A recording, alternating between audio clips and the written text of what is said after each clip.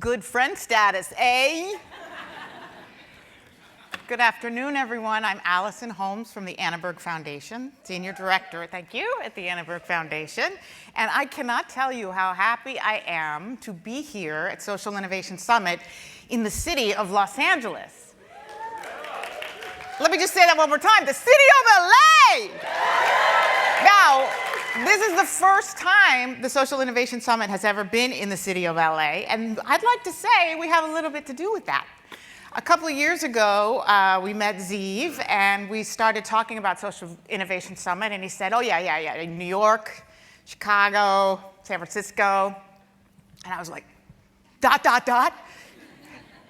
What are you talking about? What about LA? And he's like, oh, LA is not a thing. I was like, dude, it's a thing. It is a thing. It's a happening thing. And so it's actually having quite a moment right now, as many of you know. So we convinced Zeev to do a learning journey. That's a Social Innovation Summit term for a bus tour of Los Angeles. And we took him to such cool places. He was just like, dude, 2019, LA. So let me just say, what's up,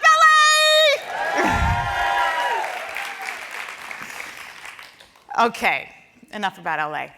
When some of us saw each other last at the Social Innovation Summit, we were in Las Vegas at CES in January.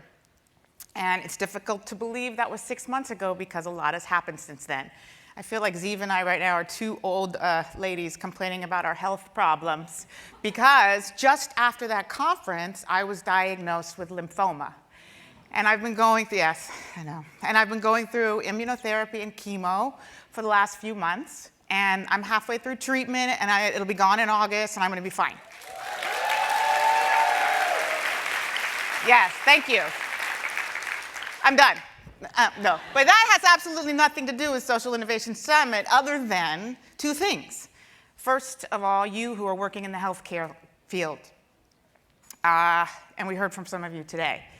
We need your innovation so bad, and I don't just mean technological. Obviously, because of immunotherapy, my disease, my cancer, is essentially a chronic illness. And it'll come back probably in 10 years, and even if it does, they believe they'll be able to totally get rid of it by then. So what I mean is the innovation, the social innovation, obviously.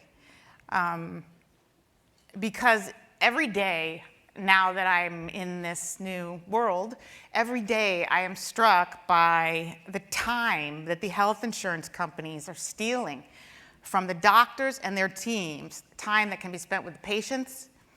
Insurance companies are now requiring our medical professionals to spend hours and hours, and these are like the top doctors in the world, justifying particular procedures, particular medications, and the patients are lost because they can't get a hold of the medical professionals because the medical professionals are on the phone trying to help them get this thing that's an appointment for whatever. It's the worst.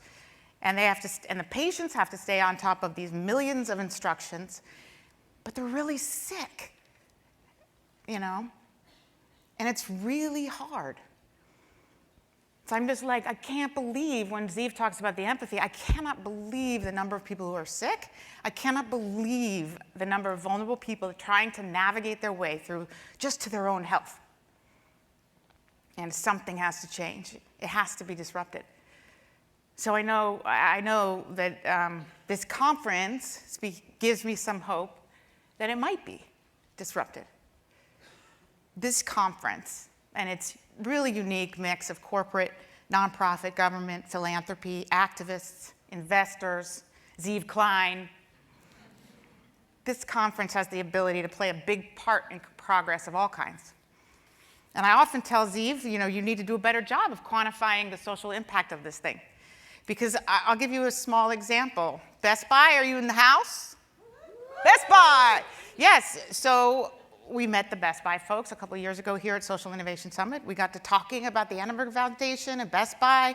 One thing led to another, and now we are building the very first ever Best Buy Teen Tech Center in South Los Angeles because of this conference. And it's not just the first ever Best Buy Teen Tech Center in Los Angeles, it's the first tech center of any kind in South Los Angeles. We couldn't be more proud. So this is just one example of what happens here. And don't leave here without a partnership. They matter. The second reason that I bring up my illness is that after the cancer diagnosis, I felt different. Not that I really felt different, but I thought that you saw me different. And so suddenly I'm part of this new affinity group. In certain places, I'm perceived as not really the same. Or am I? When I do certain things like, say, mix up my idioms, because I always have mixed up my idioms and always will mix up my idioms, do people think I messed up because I have cancer? I feel watched really closely.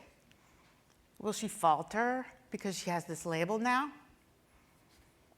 I feel the weight of people talking behind my back. Whether it's positive or negative, they are talking about me.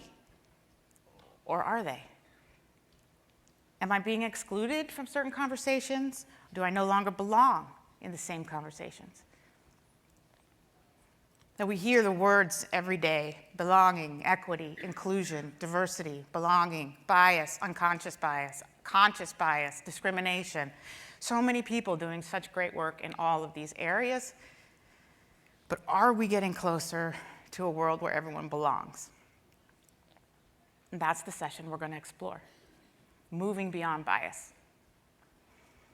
We're going to hear from some folks who are doing really interesting things and see how we can connect our own dots with that. So in our small world here at the Annenberg Foundation, we're trying something that we think is pretty different.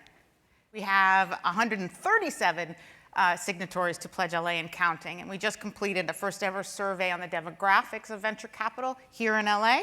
And I know that I'm running out of time, but the top line findings are only 34% of VCs are people of color in Los Angeles, 81% are male, 51% of employees in venture capital companies rarely or never volunteer with a nonprofit, 45% lack any company give back program to encourage civic engagement.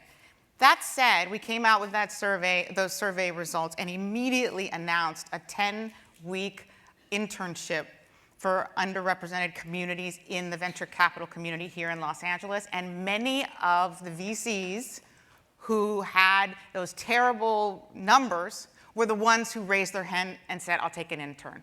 This summer, first ever LA VC internship program ever. And that's what I love about LA. That's what I love about it being a new tech industry, because you really can do stuff quickly, and people say yes, and there's not a whole lot of bureaucracy. And I'm always shocked that they don't even go to their legal department before they sign on to a pledge. We just get them. Anyway, we're doing a lot, and if you want to learn more about Pledge LA, please find us, anybody from Annenberg Foundation, out during this conference.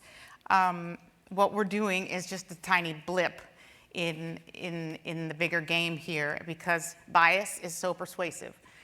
It's always pervasive. It's always there.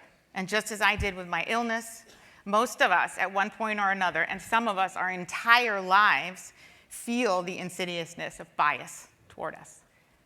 I'd love to get a quick show of hands of how many people have felt it, either for long periods or for short. So today we have some esteemed experts who are going to dig into just this. And without further ado, I'd like to introduce our first speaker. She is a writer, educator, activist, mentor, and curator who will start our conversation this afternoon with what she calls Black Girl Magic. Her own experience with addiction, racism, sexism, and oppression informs her passionate and fearless work. Please join me in welcoming Mahogany Brown.